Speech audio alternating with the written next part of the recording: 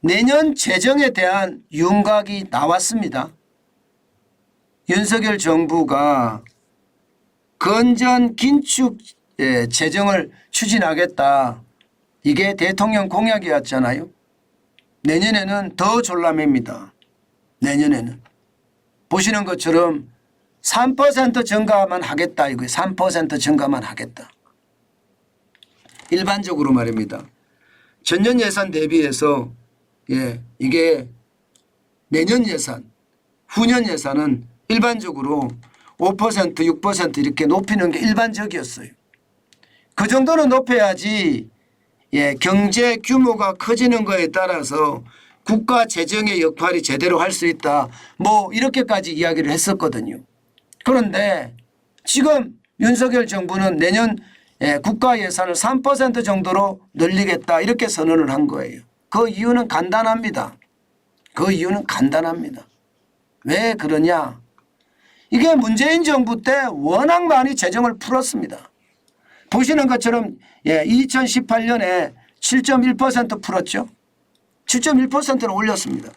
그리고 말입니다. 2019년에 9.5% 미쳤어요. 진짜 많이 올렸어요. 2021년에도 9.1%고요. 2021년에도 8.9%예요. 9%예요. 2022년 이것도 문재인 정부에서 결정하는 국가 예산이거든요. 8.9%까지 올렸습니다. 이게 돈 풀기에 죄송합니다. 그냥 이런 표현 쓰겠습니다. 환장한 것처럼 돈을 마구마구 뿌렸습니다. 제가 오죽했으면 무식한 현금 살포라고 이야기했을까요? 돈을 안 벌어본 사람이 빚에 대한 두려움이 없다고 이야기하잖아요. 돈을 벌어보면 돈 벌기가 얼마나 어려운지 이자 내기가 얼마나 고통스러운지 알기 때문에 이렇게 펑펑 퍼주는 무식한 현금 살포는 안 한다는 뜻입니다. 그런데 워낙 많이 돈을 풀었어요. 여러분 보세요. 2017년에 400조였습니다. 국가 예산이. 400조 5천억 원인데요. 2022년 보세요. 607조 7천억 원입니다. 전 세계에서 유례없는 일이에요. 아니 지금 말입니다. 단 5년 만에 나라 예산이 400조가 607조 7천억 원이 됐어요. 50%가 늘어났습니다. 이런 나라가 있을까요, 여러분? 아마 5년 만에 이렇게까지 늘어난 데는 없을 겁니다. 그 정도로 말입니다. 나라 예산을 완전히 뻥튀기 해서요.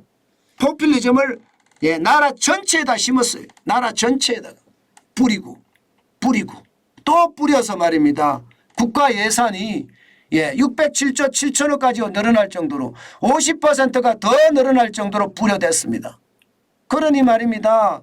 지금 나라 경제가 죄송합니다. 이 표현 또 쓰겠습니다. 개판이 됐다는 뜻이에요. 왜냐고요? 돈을 많이 뿌리니까 통화량이 증가해요. 통화량이 증가하니까요. 이게 자산시장의 거품이 굉장히 커집니다. 실물 자산이 폭등한다니까요. 돈의 가치가 그만큼 떨어지기 때문에 돈의 가치가 완전히 폭락했잖아요. 그 바람에 실물은 다 올랐습니다.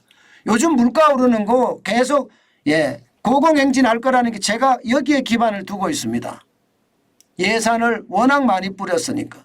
그래서 윤석열 정부에 들어와서 2023년에 이제 정상으로 돌아오겠다 하면서 5.1% 뿌렸습니다. 5.1% 늘렸어요. 그래서 638조 7천억 원이었고요. 내년에는 더 줄여야 된다. 이대로 가서는 안 된다. 3 내지 4%인데 3% 이내로 3%까지 줄인다는 이야기가 나옵니다. 3%까지 줄인다. 이래야 되거든요.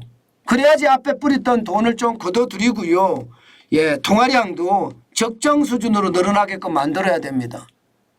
여러분 저는 분명히 여러분들에게 말씀을 드리지만 윤석열 대통령 윤석열 정부가 못한다 이야기하지만 이게 못하는 게 아니라 정상으로 돌리기가 어려운 거예요.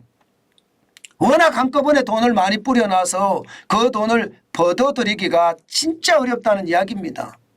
400조가 600조가 됐으니까 이게 재정 인플레이션이라고 해야 되나요? 엄청나잖아요. 재정 인플레이션이 50%가 올랐으니까 말입니다. 그 정도로 나라 살림이 실제로 말입니다. 돈 뿌리기에 급급했다는 뜻이에요. 지금 내년에 3% 이내하면 660조 정도 될 겁니다. 이렇게 되면 여러분 사실 고통은 클 수밖에 없어요. 국민적 고통이 굉장히 클 거예요. 예, 그만큼 말입니다. 빚내서 못 뿌린다는 이야기거든요. 빚내서 못 뿌린다. 이게 그럴 수밖에 없는 게 여러분 세수 현황을 보세요. 예, 올해만 하더라도요. 예, 2023년 1월에서 6월까지 세수 감소액이 39조 7천억입니다. 178억 5천억밖에 안 됩니다. 세수 진도율이 50%에서 못 미칩니다.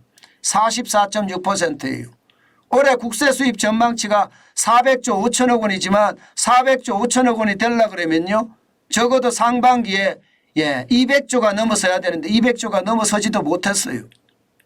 그러니 내년에 무식하게 말입니다. 빚을 내서 국가 예산을 늘릴 수가 없는 상태에 빠진 거예요. 이게 말입니다. 그 정도로 말입니다. 나라 경제가 엉망이 됐다는 뜻입니다. 사실 경제를 보면 말입니다. 소득세. 예, 이게 보면 11조 7천억 원이 줄어들었습니다. 소득세가 줄어든다는 것은 여러분 돈을 가게가 덜 번다는 이야기예요. 경기 침체는 이야기입니다. 법인세도 말입니다. 예, 16조 8천억 원이 줄어들었습니다. 16조 8천억 원. 굉장히 많이 줄어들었죠. 기업의 법인세가 줄어든다. 기업이 제대로 작동이 안 된다는 이야기고요. 부가가치세에서 4조 5천억 원이 줄어들었습니다. 부가가치세. 소비거든요. 이거는. 모든 상품 거래에 있어서는 부가가치세가 붙는데 그 부가가치세가 줄어들었다고 하는 거니까 진짜 최악이죠. 결국 말입니다. 경제가 쪼그라들어서서 더 이상 못 늘린다는 이야기가 현실적이란 뜻입니다. 그만큼 말입니다. 상황이 나쁘다 이런 얘기예요. 아마 올해 상황도 만만치 않을 거예요.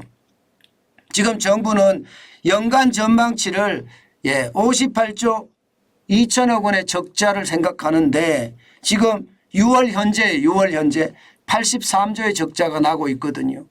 이거 쉽지가 않아요.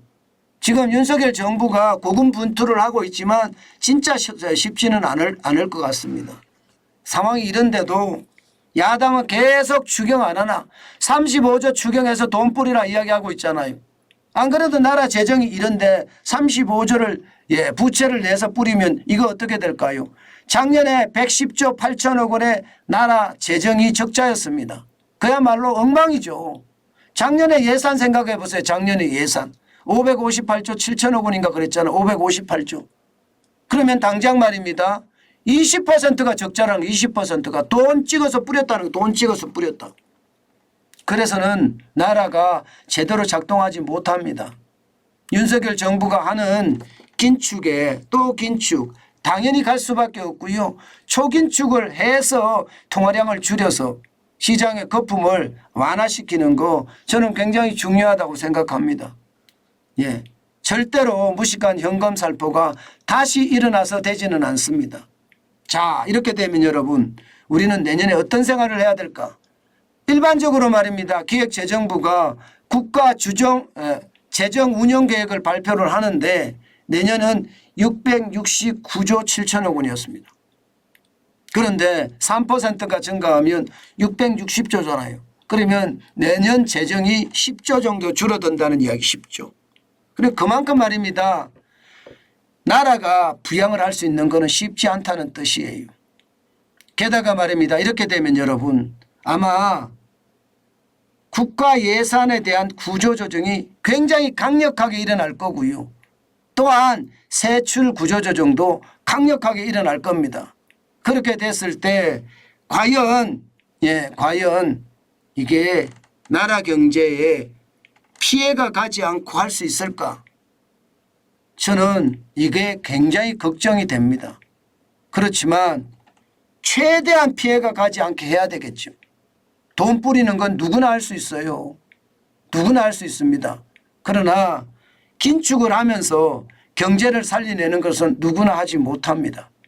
저는 윤석열 정부가 반드시 그것을 이루어낼 수 있도록 각고의 노력을 기울여야 한다고 생각합니다. 돈 뿌리면요. 또 예, 베네수엘라 되는 거 못지 않아요. 제가 계속 말씀드리잖아요. 이게 말입니다. 예, 이게 국민들이 나라 재정을 정확히 모르기 때문에 말을 안 할 뿐이지. 여러분 보세요. 이게 예, 400조 있던 예산이 607조 7천억 원이 됐다는 것은 단순하게 보더라도 207조 2천억 원이 늘었잖아요. 무식한 거예요. 본 예산 기준으로 이렇습니다. 본 예산 기준으로. 그 정도로 말입니다. 돈의 어떤 상황이 굉장히 나빠졌다는 이야기니까 거기에 대한 충격파 저는 크다고 봅니다. 내년은 올해보다 더 어려워질 가능성이 있다는 이야기를 제가 여러분에게 말씀드리고 있는 겁니다. 더 우리도 긴축을 해야 되고요. 더 우리도 돈을 쌓아가야 된다. 그 말씀 계속 드리겠습니다. 사실 내년 경제 하반기나 돼서 회복이 될 거다 이야기하는데 지금 현재까지 보면요. 하반기 가더라도요. 쉽지 않다는 생각이 들어요. 예, 재정이 이렇게까지 줄어들면요. 나라에서 경기 부양을 안 한다는 뜻인데 경기 부양을 안 하고 간다는 거 참 쉽지 않습니다. 예, 게다가 이자가 장난이 아니잖아. 이자가. 그죠? 예, 저는 이자 앞에 장사 없다는 말하고요. 지금 나라 재정을 줄인다는 이야기는 결국 내년에도 빡빡하다는 이야기예요. 굉장히 어려워질 수 있다는 이야기예요. 반드시 여러분 명심하셨으면 좋겠습니다. 그만큼 말입니다. 내년도 어렵다. 이렇게 가정을 하고 우리는 시장을 바라봐야 되겠다. 그 말씀 다시 한번 올립니다. 네, 오늘 슈퍼챗 주신 분들 감사드립니다. 예, 우리 옐로우 서브마린님 슈퍼챗 감사합니다. 그리고 우리 이용섭님 우리 회원님이시죠. 예, 옐로우 서브마린님도 회원님이신데 예, 미국에서 이렇게 슈퍼챗을 주셨습니다. 감사합니다. 감사합니다. 네, 오늘 여러분 이렇게 슈퍼챗을 주시니까 저도 기분이 참 좋습니다. 예, 여러분들도 기왕 이렇게 들어오신 거 구독해 주시고 좋아요도 많이 눌러주시면 어떨까요? 구독, 좋아요는 저에게 가장 큰 힘이니까 여러분 구독, 좋아요 많이 눌러주시기 바라겠습니다.